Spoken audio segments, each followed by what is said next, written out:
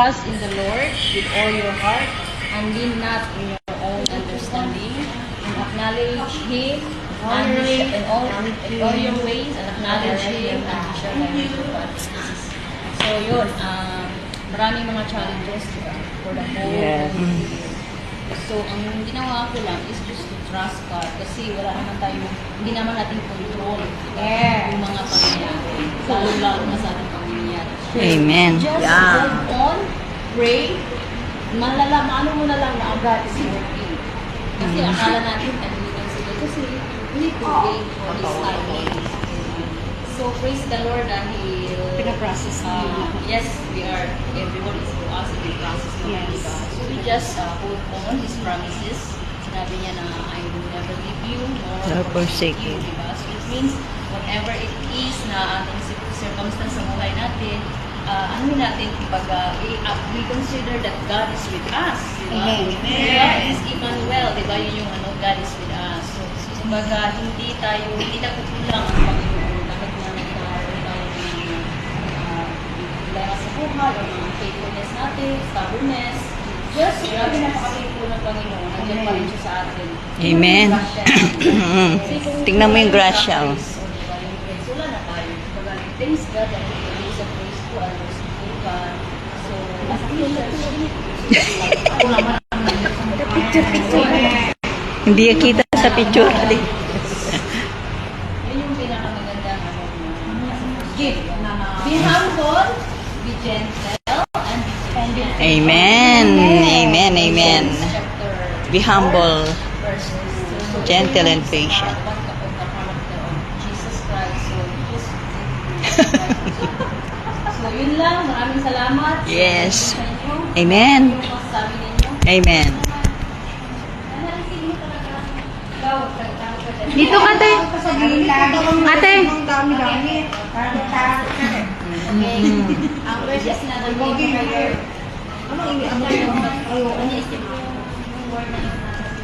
Trust in the Lord. You and your family Will be safe. Amen. Nung time na hindi pa ako nagsiserve kay Lord, sinagkara ko na nung time na yun na narinig yung salita ng sabi niya doon sa verses na yun, parang sabi ko, okay Lord, isisave ko muna yung sarili ko at saka isisunod ko yung family ko. In that time, i-short na natin na, in that time, nag-atin ako, para ayaw na lang wala sa church, nag-upo nga ko, umaga, kasi ito sa sabi niya.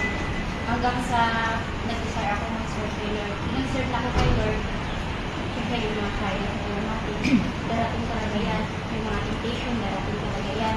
Yung mga pinag-pray natin sa hindi sinasabi ng Panginoon dahil may process tayo at tinitest tayo talaga, tinitin yung word na yan, talagang panindigan talaga yan. Nung mag-serve na ako in that time, ako naman nung leader kasi naging sumunod na ako sa sinasabi niya. Iniwasan ko na yung mga alam ko na mga kasira sa buhay ko, lahat ng bagay, iniwasan ko yun. At saka, nag-serve talaga ako sa kanya. Parang tinutok ko na yung buhay ko sa kanya that time. At saka, yung pag-claim ko ng word na yun, ako naman humingi kay Lord. Sabi ko, Lord, sinunod kita, ako naman ang hihingi sa'yo sa verse mo. Sinabi mo, Lord, sa salita mo, trust in the Lord, you and your family will be safe. Lord, nag-trust ako, Lord, masisave ang sarili kong pamilya. Umuwi ako sa akin. Yung time na yung nag-COVID, sinilbak ako sa Pilipinas. Pag-sinilbak sa Pilipinas, kung ako nakit ng vaccine. Tinanong ko ang Panginoon, sabi ko, ginalamo ko naman ulit dito sa pamamahay ko.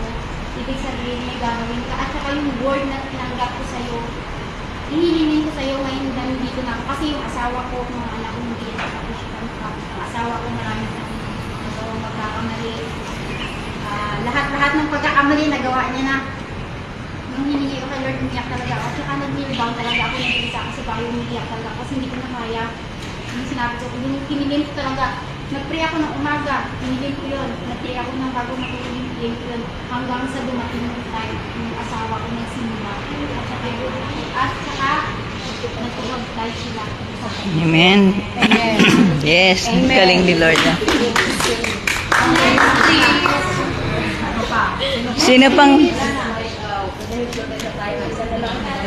O, ikaw naman. Wala. Wala akong testimony. Sino? Lord, for this year, be a blessful year sa ating lahat, sa health, sa family, lalo na sa akin, dahil hospital ang tatay ko. This December and November pala, and God gave me healing. Kahit tinabot-abot nila sa akin. Anyway, nag-heal naman siya. And this blessing for this year, for me, sa trabaho ko, unexpected, pero God gave me, hindi ko pinagdasal. Siguro sa, ano kasi dito is, giving is a testimony. Kasi, how would people see that you are blessed if you don't share the blessing? Ang Diyos hindi niya kailangan ng pera. Amen. Hindi mo lang na kailangan mo sa Kanya, na hindi mo binigay sa mga taong mga mas karapat dapat nangangailangan. Sometimes kasi, for us, we tend to give to some people na kaya magbalik sa atin ng mga regalo. Yeah. But the point is, bigay mo sa taong hindi mo inaasahan, ipabalik sa iyo regalo. Share the blessings, it's your biggest testimony. Amen. Thank you for this year. Been a blessful year sa akin at sa family ko. Thank you. Amen. Ako kain na tayo. Gutom na. Ano ba? Bawal na. Ano bang sagot? Hindi. Last night ko mga 5 minutes lang. Ate na yun.